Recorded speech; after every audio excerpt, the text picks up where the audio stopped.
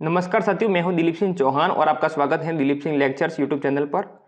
Notes, PDF, class information, books, PDF and all updates के लिए आप ज्वाइन कर सकते हैं Dilip Singh lectures Telegram channel.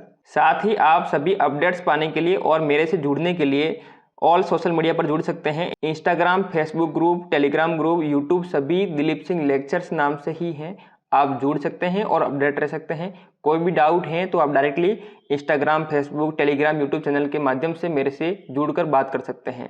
Class 12 NCERT maths में आपका स्वागत है। अपन पढ़ रहे हैं chapter number 2 inverse trigonometry function, जिसके अंदर आज अपन प्रश्नावली 2.1 के क्वेश्चन नंबर 1 से 5 तक को सॉल्व करेंगे। इन क्वेश्चनों को सॉल्व करने के लिए आपको रेंज का पता होना जरूरी है। तो सबसे पहले अपन जो पढ़ रखा है रेंज कैसे आया था, अपन ने कैसे निकाला था, कैसे फंक्शन हुए थे, कैसे नहीं थे, सब कुछ जो सीखा था उसको लेकर अपन फाइनल रेंज पर पहुंचे हैं, क्योंकि अपने को यहाँ पर सिर्फ रेंज की जरूरत है। तो यहाँ पर अपन रेंज को रिवाइज कर देंगे।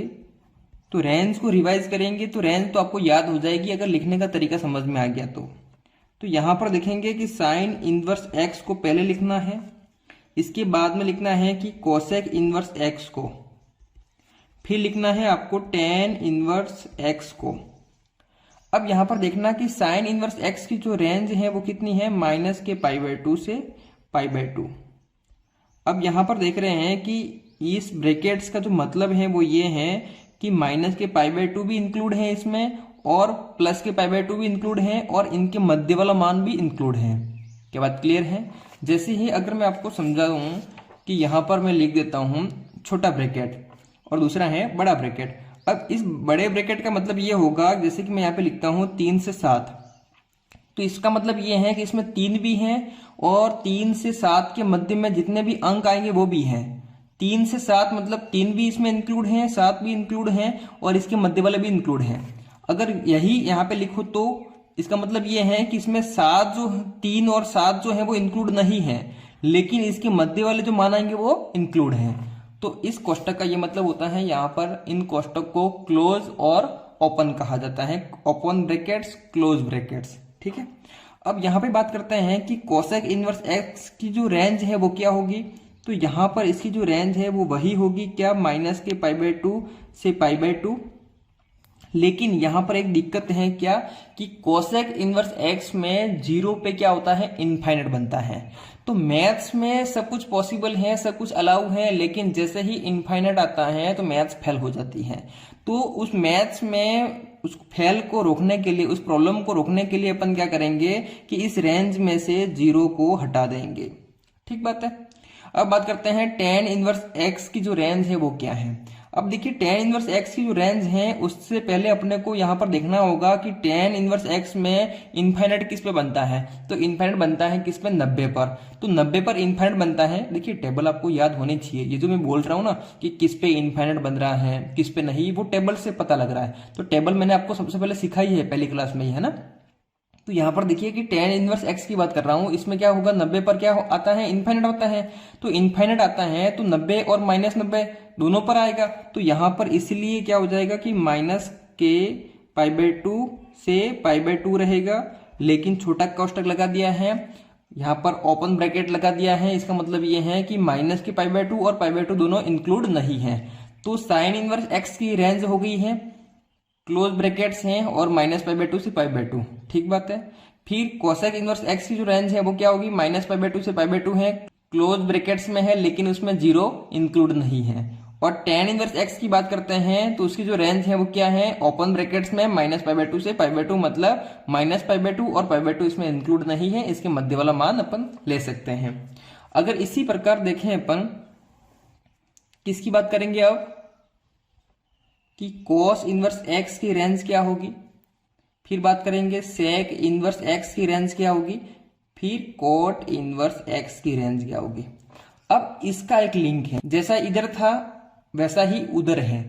तो इसीलिए मैंने कहा है अगर आपको लिखने वाला समझ में आ गया तो याद रहना कोई बड़ी बात नहीं है। कोस इनवर्स एक्स की जो रेंज है वो होती है 0 से पाई और ब्रैकेट जो है वो कौन सा है, क्लोज है।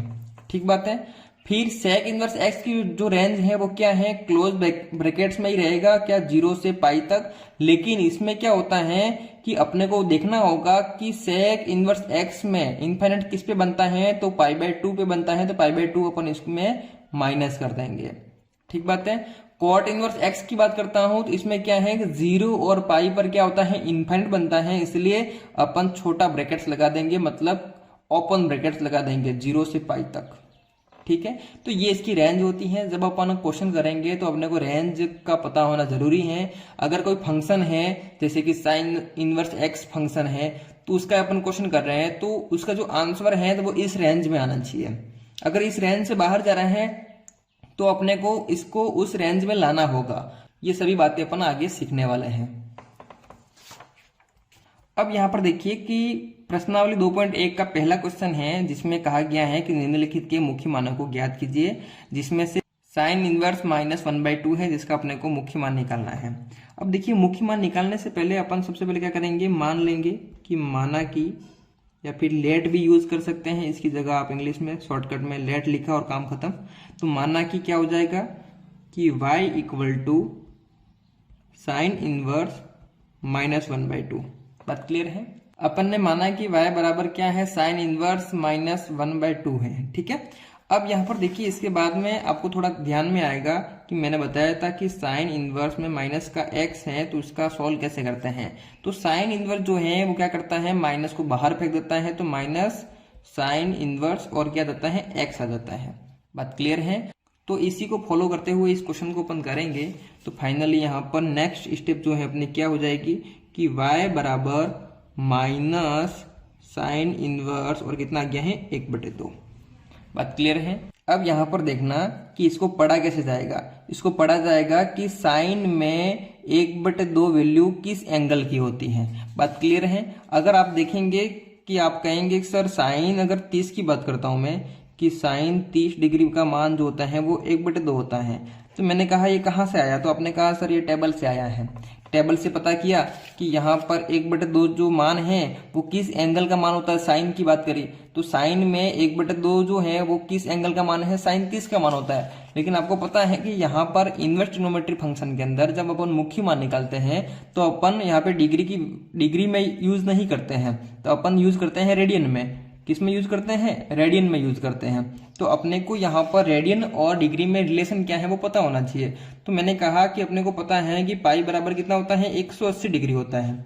पाई बराबर कितना होता है, 180 डिग्री होता है। तो मुझे निकालना है कि 30 डिग्री को मैं कितने रेडियन में लिख सकता हूं। तो 180 डिग्री को मैं क्या बदलूंगा, 1 डिग्री में बदल दूंगा। तो 180 डिग्री को 1 डिग्री में बदलने के लिए मैंने क्या किया, यहाँ पे देखिए पहले कितना था, यहाँ पे 180 डिग्री था, अब कितना हो गया है 1 डिग्री। मैंने क्या किया, 180 का भाग दिया तभी तो 1 आया होगा ना। तो इधर भी क्या करूंगा, 180 डिग्री का मैंने भाग दे दिया। बात क्लियर है। तो यहां से एक रिलेशन आ गया है मेरे पास में कि 1 डिग्री बराबर मैं लिख सकता हूं पाई बटे कितना होता है, 180 डिग्री। क्या बात क्लियर है। 1 डिग्री बराबर कितना होगा, पाई बटे 180 डिग्री। मुझे कितना लाना है, देखो एक रिलेशन बन गया है। आपको जब भी बदलना हो आप इस तरीके से कर सकते हैं। अब 30 डिग्री लाना मुझे, तो 30 डिग्री मैंने यहाँ पे लिखा। तो 30 डिग्री मैंने यहाँ पे लिखा, मतलब इसमें एक में मैंने 30 का गुणा किया, 30 डिग्री का गुणा किया, 30 डिग्री बन गया है। तो इधर भी मैं क्या करूंगा, 30 डिग्री का गुणा कर दूंगा। तो पाई बटे 180 डिग्री इंटू क्या है, 30 डिग्री। तो 0 से 0 कैंसिल हो गया, समझ रही हो। और 3 से कटेगा कितनी बार, 6 बार। तो 30 डिग्री बराबर होता है कितने, पाई बटे 6। बात समझ में आ गई। 30 डिग्री मतलब क्या होता है, पाई बटे 6 होता है। अब यहाँ पे समझो कि मैं यहाँ पर मान लिखूंगा तो क्या हो जाएगा, ध्यान से देखना कि y बराबर माइनस का साइन इनवर्स और 1/2 किसका मान है, साइन पाई/6 का। तो लिखूंगा अंदर कि साइन किसका मान है, पाई/6 का। बात क्लियर है, समझ में आ गया होगा आपको। जैसे ही अगर इसको सॉल्व करेंगे तो साइन इनवर्स साइन को कैंसिल आउट कर देगा। क्लियर बात है। तो काटना नहीं है, वो अपने दिमाग में चलना चाहिए, हाँ ये कैंसिल आउट करेगा। और फाइनली यहाँ पर y का जो मान है वो कितना आ जाएगा कि माइनस का पाई/6। क्या बात क्लियर है। माइनस का पाई/6 मतलब माइनस का 30 हुआ। अब माइनस का 30 हुआ तो अपन ने अभी पढ़ा था, क्या पढ़ा था, यहाँ पर देखो कि साइन का जो मान है वो कहां से कहां चल रहा है, माइनस के पाई/2 से पाई/2। मतलब साइन के जो मान है वो माइनस के 90 से प्लस के 90 में चल रहा है, और यहाँ पर जो मान आया है वो कितना है, माइनस का 30 है। समझ रहे हो, यहाँ पर जो मान आया है वो कितना है, माइनस का 30 है। तो माइनस का 30 मान है, यहाँ पे कितना है, माइनस के 90 तक जा सकते हैं। तुम समझ रही हो मेरी बात, तो इस रेंज में ही आ रहा है। जो इस रेंज में आएगा उसे क्या कहते हैं, मुख्य मान कहते हैं। तो अपना जो आंसर है कि साइन इनवर्स माइनस का 1/2 का मुख्य मान निकालिए, तो कितना आ जाएगा मुख्य मान, माइनस के π/6, ये इसका मुख्य मान हो जाएगा। अगला क्वेश्चन है क्वेश्चन नंबर 2, कॉस इनवर्स √3/2 का मान निकालना है। सबसे पहला काम क्या है, मान लो लेट कि y इक्वल टू क्या ले सकता हूँ मैं इसको, कि कॉस इनवर्स √3 कितना हो गया है, 2 हो गया है। तो सबसे पहला काम ये रहेगा कि इसको पढ़ो। क्या पढ़ेंगे अपन, कि कॉस में √3/2 मान किसका होता है। तो अपने पढ़ा तो अपने को पता लगा किसका होता है, cos 30 का मान होता है। cos 30 मतलब 30 को अपन क्या लिखते हैं, π/6 लिखते हैं। तो फाइनली यहाँ पे लिख पाऊंगा कि y बराबर कि cos इनवर्स और अंदर क्या हो जाएगा कि cos π/6 हो गया। अब cos से cos इनवर्स कैंसिल हो जाएंगे, काटने नहीं है, मन के अंदर ही कर लेंगे अपन। तो फाइनली y इक्वल टू कितना आ गया है, π/6 आ गया है। और आपको पता है कि इसकी रेंज कितनी है, 0 से π तक है, और ये कितना है, ये 30 है। समझ रहे हो, तो इसी के अंदर आ रहा है, तो ये मुख्य मान हो जाएगा, यही अपना आंसर हो जाएगा। अगला क्वेश्चन है क्वेश्चन नंबर 3, कोसेक इनवर्स 2 का अपने को मुख्य मान निकालना है। तो सबसे पहले मान लेंगे कि लेट कि y बराबर कितना हो जाएगा, कि कोसेक इनवर्स 2। सबसे पहले इसको पढ़ेंगे कि कोसेक में 2 मान किस एंगल का होता है, किस कोण का होता है। तो अपन ने जाके देखा टेबल में कि टेबल में 2 मान कोसेक में किसका होता है, तो पता लगा कि कोसेक 30 का होता है। कोसेक 30 मतलब कोसेक π/6 होता है। तो y इक्वल टू अपन लिख सकते हैं कि कोसेक इनवर्स, और ये किसका मान है, ये कोसेक π/6 का मान है। और ये काम अपन मन में निपटा देंगे कि दोनों कैंसिल आउट होते हैं, और फाइनली y इक्वल टू अपन लिख सकते हैं कितना, π/6। तो इसका सही आंसर कितना हो गया है, π/6 हो गया है। ये मुख्य मान है, क्योंकि आपको पता है कि कोसेक इनवर्स x की जो रेंज है वो कितनी है, माइनस की π/2 से π/2 तक है, लेकिन उसमें 0 शामिल नहीं है, तो यहाँ पे 0 तो आया ही नहीं है। और ये जो है वो कितना है, 30 है, और वहां बात कितनी है, 90 की है, तो उस रेंज में ही है, इसलिए मुख्य मान कहलाता है। अगला क्वेश्चन है क्वेश्चन नंबर 4, tan इनवर्स -√3 का मान निकालिए। तो अपना तरीका तो वही रहेगा, सबसे पहले इसको मान लो कि लेट tan इनवर्स माइनस का कितना है, √3 है।